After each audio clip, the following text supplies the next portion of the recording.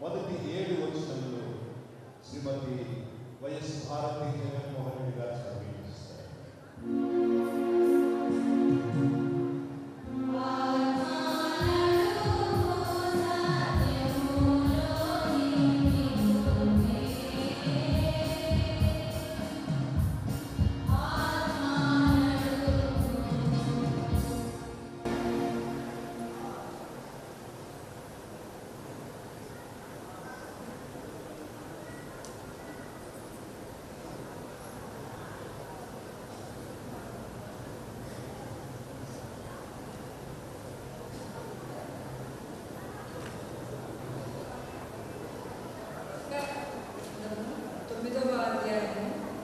మొదటి 7 వచనాలు చదివి ఉన్నాము.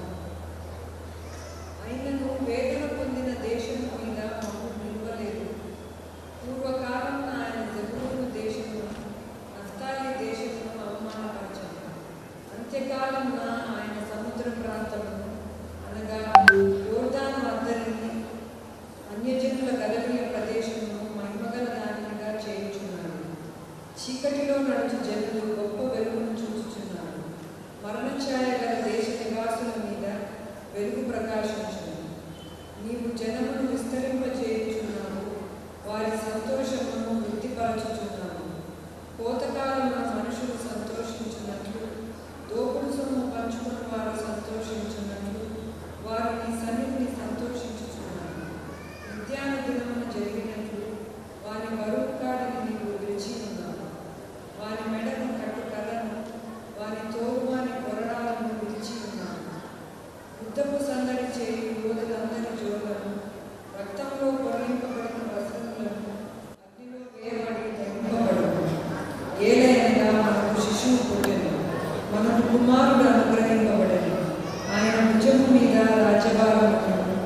ఆశ్చర్యకరుడును, ఆలోచనకర్త, బలవంతుడైన దేవుడు, నిత్యుడకు తండ్రి, సమాధానకర్తయగు అధిపతి అని అతనికి పేరు పెట్టబడింది. ఇది మొదలుకొని మితి లేకుండా దానికి వృద్ధియు క్షేమమును కలిగినట్లు సర్వకాలము దావీదు సింహాసనము రాజ్యమును నియమించు. న్యాయము వలనను నీతి వలనను రాజ్యమును స్థిరపరచుటకు ఆయన సింహాసనాసీనుడై రాజ్య పరిపాలన చేయను. సైన్యములకు అధిపతి అవి యెహోవా ఆసక్తి కలిగి దీనిని నెరవేర్చు. దేవుడు ఈ వాక్యమును దీవించుగాక.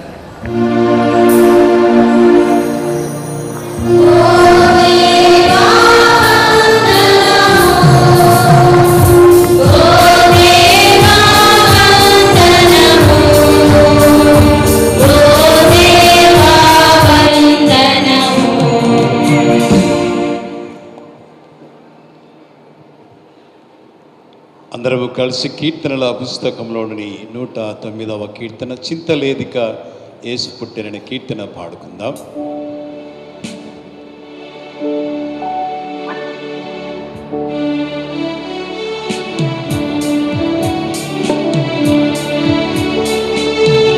కూర్చోండి.